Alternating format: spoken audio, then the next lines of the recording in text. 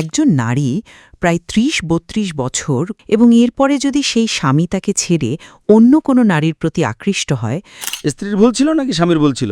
যেখানে পুরুষ তার থেকে বাচ্চাও ছিনিয়ে নিতে চায়, তাকে বদনামও করতে চায়, যদি এখানে মেনে চলা না হয়। কারণ এটা জরুরি নয় যে প্রত্যেক নারী অন্য পুরুষের দিকে যেতে চাইবে।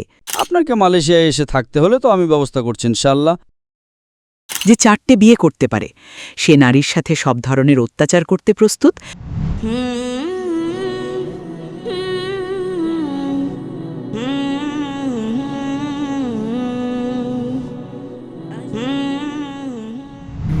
আসসালামু আলাইকুম।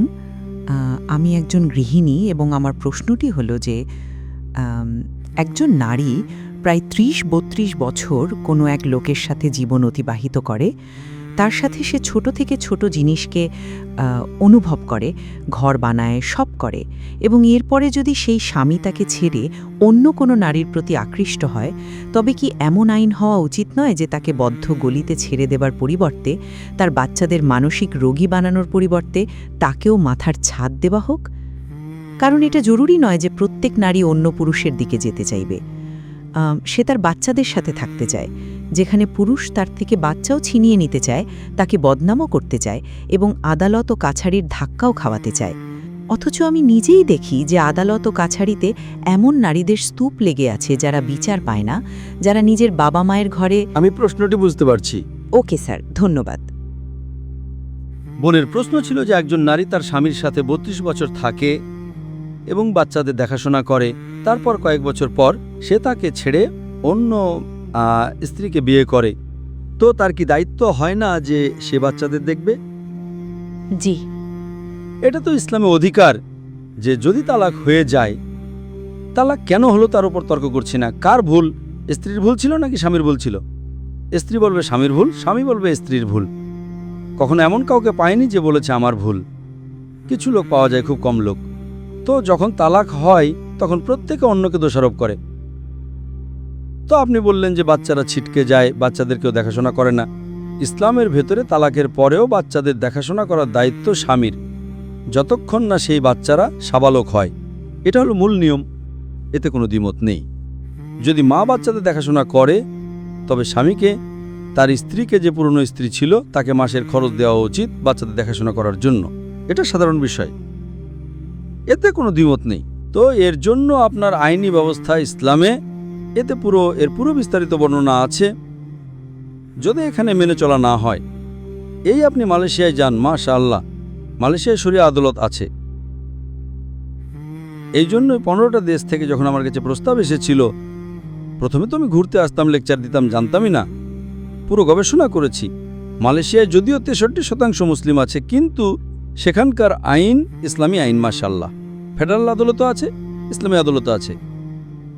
তো এমন বিষয় সেখানকার সমাধান একদম মাশাআল্লাহ, একদম ন্যায্য, एकदम जस्ट है। তো এখানেও যদি ইসলামের সব আইন তৈরি করা আছে, কি হওয়া উচিত, কাকে কতটা দেওয়া উচিত, খরচ সব আছে, এটা ইসলামে আছে। ইসলামে নেই, এখানে নেই। তো আমি তো এখন যাই, এখানে নেই, তো আমার ভুল না? আমার ভুল?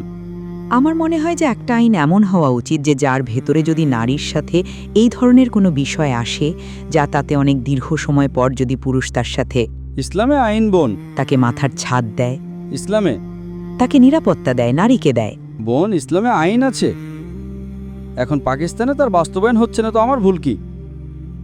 ঠিক না? আপনাকে মালয়েশিয়ায় এসে থাকতে হলে তো আমি ব্যবস্থা করছি ইনশাআল্লাহ। এই জন্যই মালয়েশিয়া বেছে নিয়েছি। এই জন্যই ভাই সাহেব যখন জিজ্ঞেস করলেন, তো আমি বললাম, যেদিন আমার পাকিস্তানের প্রতি ভালোবাসা আছে, যেদিন পাকিস্তান, আমি বলি না যে মালয়েশিয়ায় শতভাগ ইসলামী আইন আছে। পৃথিবীতে এমন কোনো দেশ নেই যেখানে শতভাগ ইসলামী আইন আছে। কোনটাতে কম আছে, কোনটাতে বেশি আছে, কোনটাতে অর্থনীতি আছে, কোনটাতে এইটা আছে, ভিন্ন আছে। मुख्तलिफ है, लेकिन ओवरऑल কিন্তু সামগ্রিকভাবে দেখলে মালয়েশিয়ার যে মান, সামগ্রিকভাবে আমার মতে পুরো পৃথিবীতে সেরা। এটা আমার গবেষণা। এজন্যই হিজরত করার পর মাশাআল্লাহ আমি সেখানে গিয়েছি। তো আপনার কি করা উচিত? মাশাআল্লাহ, এত বড় বড় উলামা আছে, আলেম আছে, এদের বলা উচিত এখানে শরিয়া আদালত হওয়া উচিত। সেখানে তো অমুসলিম হওয়া সত্ত্বেও 37% অমুসলিম আছে, তবুও মাশাআল্লাহ ইসলামের হেফাজত উচ্চ পর্যায়ে, মাশাআল্লাহ। इस्लाम की हिफाजत हाई लेवल पे माशाल्लाह। তো আপনাদের যারা এখানকার উলামা আছেন তাদের সাথে কথা বলা উচিত। আপনারা বুঝেছেন না? তাদের সাথে কথা বলা উচিত। ইসলামে মাশাআল্লাহ, ইসলামের কাছে মানবতার সমস্ত সমস্যার সমাধান আছে। ইসলামের সমস্ত সমস্যার সমাধান আছে। সেটা সমস্যা যে আমরা তার উপর আমল করি না। পুরুষদের এই কথার অনুমতি দেওয়া হয়েছে কোরআনে যে 4টে বিয়ে করতে পারে। সেই ভুল ধারণায় লিপ্ত আছে যে আমাকে অনুমতি দেওয়া আছে। সে নারীর সাথে সব ধরনের অত্যাচার করতে প্রস্তুত, তার অধিকার নষ্ট করতে প্রস্তুত, এবং তার অধিকারের জন্য না এখানে আইন কিছু করে না, কেউ আইন বানায় না, শুধু নারী জুতো ঘষে আদালত ও কাছারিতে, বা তারপর সে নিজের বাবা মায়ের ঘরে গিয়ে তাদেরকে মানসিক রোগী বানায়, বা ব্যাস এই ধরনের বিষয় আছে যে আমি চাই যে যদি গভর্নর ভবনে গভর্নর সাহেব এবং আপনি মিলে কোনো একটা এমন আইন বানিয়ে দেন যাতে পুরুষ কখনো নারীর আর অধিকার হরণ না করতে পারে।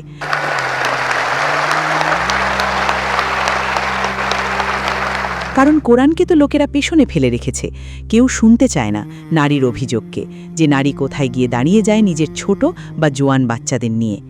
তো এটা আমি আপনার কাছে অনুরোধ করছি, বোন, এটা বলা কোনো আইন বানান। বোন, এটা বলা কেউ শুনতে চায় না। আমার মতো একটু বাড়াবাড়ি। গভর্নর সাহেব শোনেন, আমিও শুনছি। আমি শুনছি না, করতে কিছু পারি না সেটা আলাদা কথা। তো এটা বলা কেউ শুনতে পারে না, এটা কেউ বেশিরভাগ লোক শোনে না। বলুন, আমি মানব। কেউ না বলা একটু ঠিক আছে কি না? তো যদি পুরুষ বাড়াবাড়ি করছে আপনিও করবেন না, আপনি বুঝেছেন না? आप समझे ना? তো এর জন্য কিন্তু আপনাকে সেই লোকদের কাছে যাওয়া উচিত। মাশাআল্লাহ, গভর্নর সাহেব আছেন এবং বাকি উলামারা আছেন, গিয়ে আপনাকে এর সমাধান বের করা উচিত। ইসলামের সব আইন আছে মাশাআল্লাহ। इस्लाम में कानून है। স্যার আমি জি, এই জন্যই গভর্নর ভবনে এসেছি এবং গভর্নর সাহেবের সাথে দেখা করারও ইচ্ছা রাখি, কিন্তু এখানে আসার পর একটু সমস্যা হয়। জি, গভর্নর সাহেবের সাথে দেখা করা একটু সহজ কাজ নয়। সত্যি কথা। যিনি মাশাআল্লাহ গভর্নর সাহেব মানুষের সাথে বসে আছেন এত ঘন্টা, মাশাআল্লাহ, এর চেয়ে ভালো গভর্নর তো দেখিনি আমি।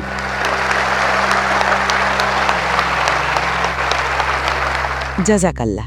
যতটা আমি 4 দিনে দেখেছি তার ব্যাপারে কথা বলছি। মাশাআল্লাহ, দেখুন তারা ফটক খুলেনি, তো আমি তাদের কাছে অভিযোগ করলাম।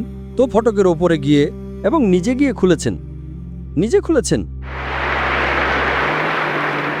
আমাকে এখানে লেকচার করার অনুমতি দেওয়া হয়নি, জানেন আপনি? না, পাকিস্তানে আমাকে লেকচার করার অনুমতি দিচ্ছিল না। ওই গভর্নর সাহেব আসলেন, আল্লাহ তাকে উত্তম প্রতিদান দিন। খোলাখুলি বলছি, আমি চাইছিল কি আমি 2000-এর জামায়াতে বেশি দিই না, 1000, 2000। সাধারণ কথা না, ইন্ডিয়াতে 10 লাখ, পাকিস্তানে 2000। এখন তো কোনো তুলনাই হয় না। 50,000, 60,000 তো 80,000 আছে, মাশাআল্লাহ, কিছু তো মনে হয় না। কিছুটা তো সম্মান থাকলো। এসব না যে আমাকে চাইতো, অভ্যন্তরীণ রাজনীতি এসব।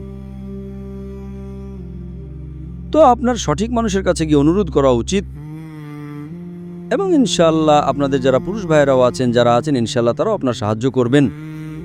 এবং আশা করি যে ইনশাআল্লাহ যেই সমস্যা এই পাকিস্তানে আছে আল্লাহ তার সমাধান করুন।